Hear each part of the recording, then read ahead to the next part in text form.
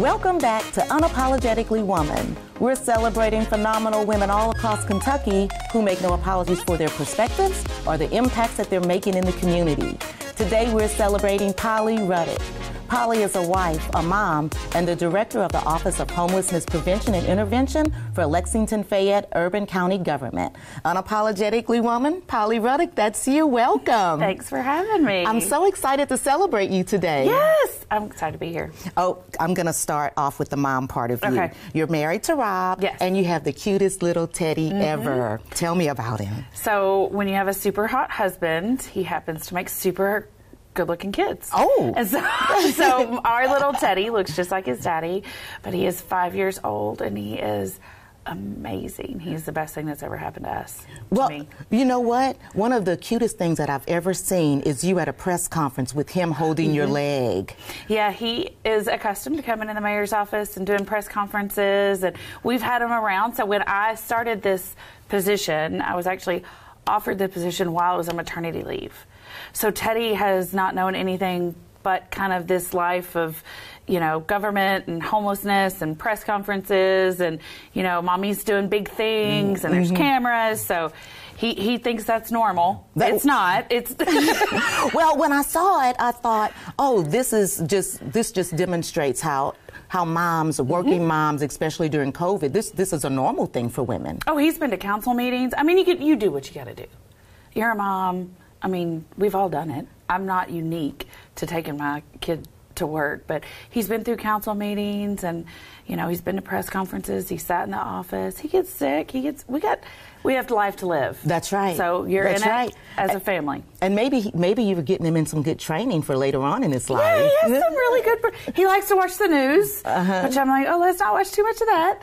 But especially right now. That's right. You know, he asks really good questions, and you know, who is that? What do they do? And you know, he's gotten up close and personal with police and fire, and you know, the mayor, and you know, he gets to that world, and a lot of kids don't have that exposure. That's right. Everybody that's different. He's getting to see it all. He's getting to see it all. So you've been doing this work, this public service and human service work for over 15 years.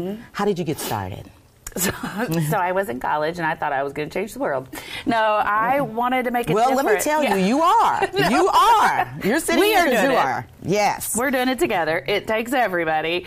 But I wanted to play a kind of a piece in that. So I said I just want to go work with humans. And that's kind of what I've always done. I started in jails as a pretrial officer, and I got to meet people and talk to people on their very worst day. You know, being arrested, going to jail, it's not an awesome day. No. And so that kind of exposed me to like empathy and humans, and anybody can be there. Doesn't matter how rich you are, how poor you are, your background, who you're married to, anybody can have a bad day. And so for the last 20 years-ish, I've gotten to work with humans, and I love it. So tell me about what it is that you do now. So the Office of Homelessness Prevention and Intervention is charged with facilitating, coordinating, advocating, and educating. And so we coordinate services for those who are experiencing homelessness. We facilitate services and permanent housing options by funding. We have both local and federal and sometimes state funding that comes through our office. We educate the public on the solutions to ending homelessness, how they can be involved and engaged in the process. Those without homes and those at risk of losing their housing. And it's, as you know, community action. You know, it's a community issue. Everybody has to be on board. It takes a community solution. And in fact, you have worked with a community-wide response to ending homelessness in the community. Tell us about that. So we do have a very community-wide strategic plan to reduce and end homelessness. Now, I know some folks say you can never end homelessness, but if you think about it like a medical system, like UK hospital, we're going to take that as an example. Okay. You are going to have your emergency room. Life happens, and that's what I tell people all the time. Life comes at you a million miles an hour, and you just have to be prepared, and sometimes we're not always prepared. And so you're going to have that ER. But no one needs to sit in that ER. they need to have a solution on how to get out of the ER. And that's what that strategic plan is really focused on. How do we put prevention strategies in place? How do we, if you do experience homelessness, how do we rapidly rehouse you and then stabilize you? Same as you would do with a heart attack or a stroke victim. You know, you're not leaving them in the ER and say, well, don't have any services for you right now. Right. We'll get back to you. That medical industry has built an entire kind of response around how to prevent people from coming in the ER, how to rapidly move them out of the ER and stabilize them and get them healthy again. And that's kind of what our strategic plan focuses on, and that's what we ask the community all the time to help us out, and how each individual citizen can play a role in that entire plan. It's a huge plan. It's a big and one plan. of the things that I admire so much about you is you don't sugarcoat homelessness. You don't make it. When you talk about it, you're not making it pretty. No, and it's not.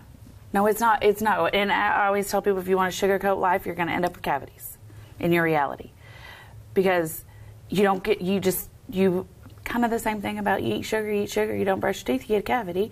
Well, if you continuously make it pretty or make it palatable for the general public, make it easier to hear. Well, then that's not the reality of the situation.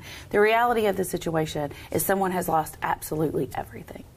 They don't have anything. They don't have, they just have what they have on, maybe a backpack.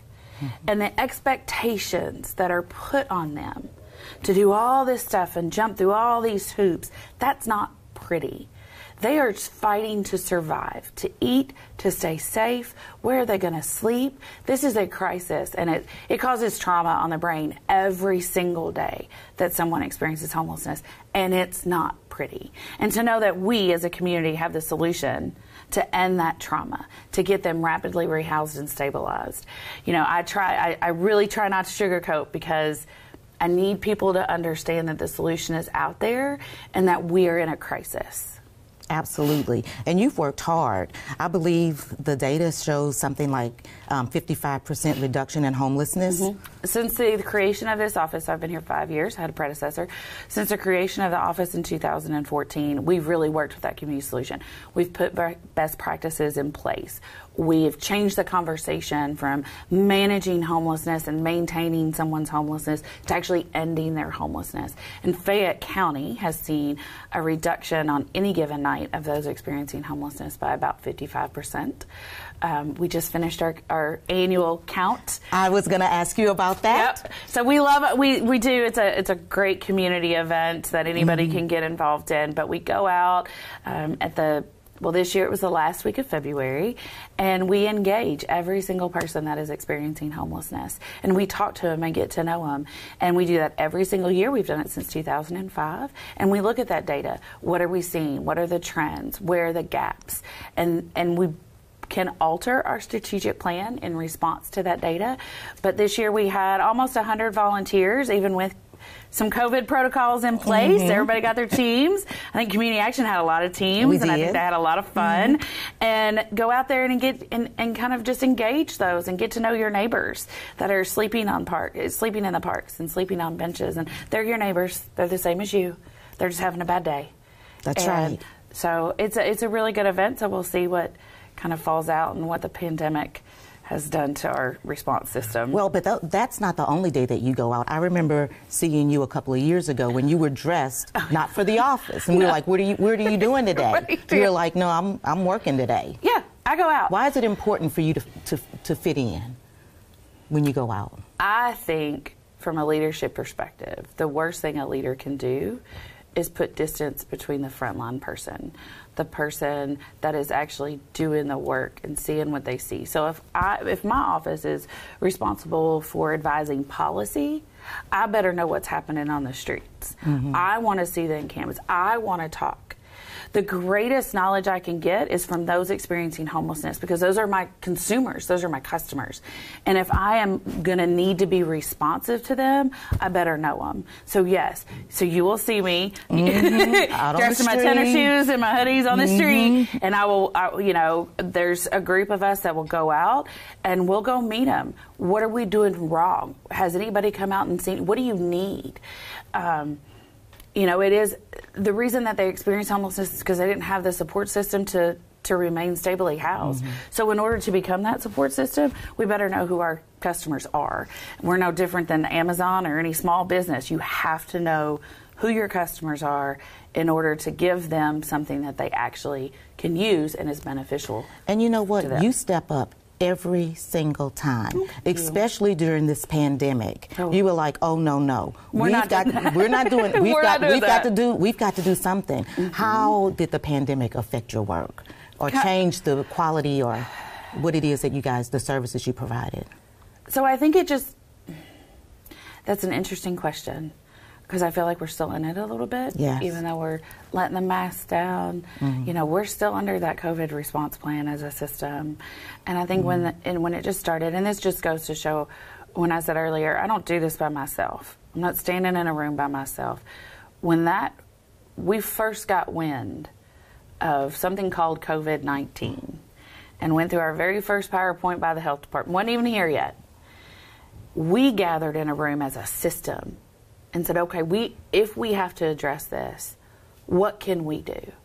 And that response system was built before it ever was announced that we had a single solitary case. So I credit the community providers for stepping up to realizing we have to change how we're going to deliver services, but we still have to deliver services.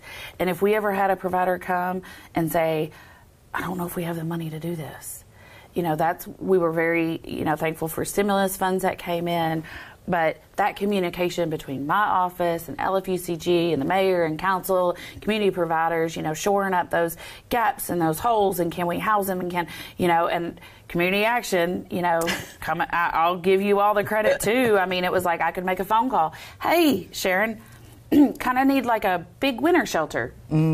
Yeah. Can you help me out? And it's just asking for help, going out to the community partners like you all and saying, I got this gap, and this is why we need to do this. Because we don't need people to freeze to death. There's no reason. That's right. There's no reason. And for you all to step up and say, yeah, it's part of our mission, let's go. We can do this. We can do it. Yeah. We can do almost anything together. Yes. That's very true. Housing stabilization. We can do anything together, because that is a massive project that you all took on because we asked a community partner to step up, and you said, yeah. Well, and that's what we were built to do, to work right alongside the city so that anything that was going on in the city, we could help strengthen that together. Yeah. So I credit COVID for strengthening partnerships. If there's a positive come out of this, I believe that's true. The partnerships we have with hospitals now, the doors that it opened, because everybody went Zoom. And so you could get a wide variety of people from all over to sit on a Zoom for 30 minutes. And the brainstorming, and that's been going on for 2 years. Right. And you get to know them. Like, oh, you've got kids. Oh, I live here. Oh, we play soccer over there. Oh, my husband does this.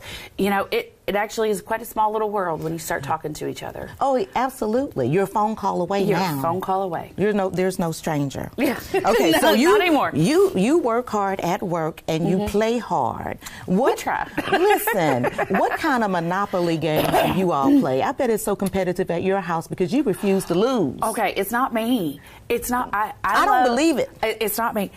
My son he's 5, yet he is so competitive, and his father is too.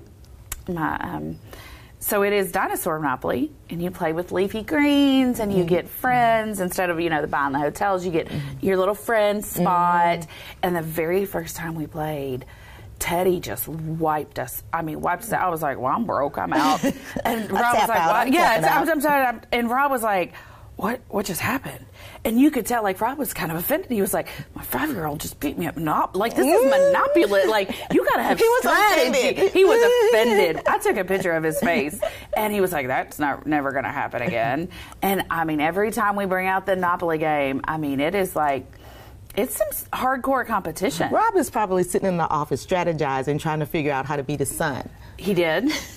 And he blamed it on luck that he won. I was like, no, you just didn't buy your stuff the way you were supposed to buy your stuff appropriately. And then you had to pay your son. So they're kind of matched even. I've never won, just for the record, never. I don't know what's wrong. But they kind of split the games, and it is very, very competitive. So listen, I must switch gears. There's something else about you. Okay. You have a thing with toothbrushing. What is the deal with that? I'm not really sure. But I realized it quite... Not brushing your own teeth, but watching somebody else brush their teeth. I can't watch people brush their teeth. It automatically makes me gag. Like, you know how you see people in a movie, like, brushing their teeth and they'll walk out of the bathroom and I have to look away. And that's on TV. And I'm like, nope, not watching. I don't know what it is. I can do a lot. I can fix blood and broken bone. Like, but don't brush those teeth. Don't brush your teeth in front of me. Like, just shut the door. And my husband knows. He's like, I gotta go brush my teeth. Gotta shut the door. Stop. You know, and because I don't know what it is. I've been like that my entire life. That's my interesting fact. That when I saw that, I was like, okay, that's hilarious. Yeah, that's my interesting fact about me. You could never work in Head Start because we brush teeth every day. No, I couldn't. I don't even brush my son's teeth. Like, I will go in the bathroom, I'll set the timer, here's your toothbrush, and I will walk away. I have no clue if we are actually brushing our teeth in there. His dad says he does. I just know when the timer goes off, and I can come back in there. That's hilarious. That is hilarious and very odd. I don't know what it is. We could sit here for the next hour. I just love talking to you about the work that you do.